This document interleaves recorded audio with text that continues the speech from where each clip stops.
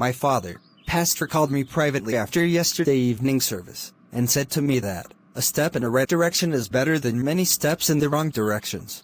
What does the pastor means? Could it be he has visions?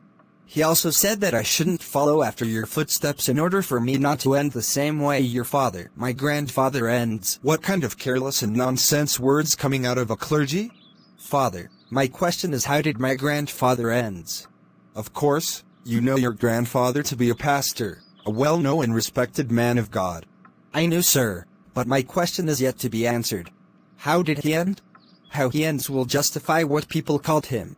Son, your grandfather, my father, was accused of planting in another man's farmland and was publicly disgraced.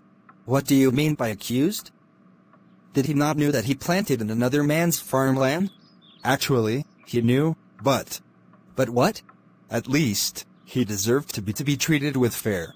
Fair for taking what was belonged to another man's. Do you know that he died at the feet of them that accused him?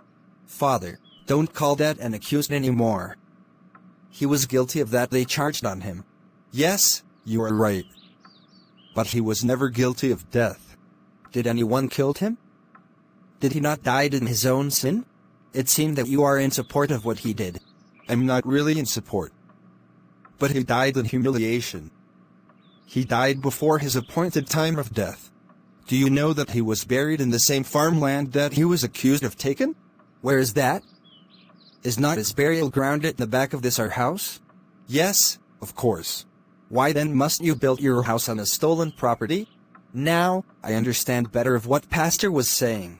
Son, don't be rude. Pastor, why must you ridicule me and my grandfather before my only son? Professor, did you call what I said ridiculed? Yes, Pastor. You made my only son to develop hatred towards me and my grandfather. I don't really mean hurting your family. But the boy deserved to know the history of his father's house. Pastor, you don't have the right to tell him the history of his father's house. Next time he comes to you, tell him the history of your own father's house, not mine. All right, Professor. Pastor, don't mind my father's harassment. No problem. But Pastor, you haven't said why you gave me the advice.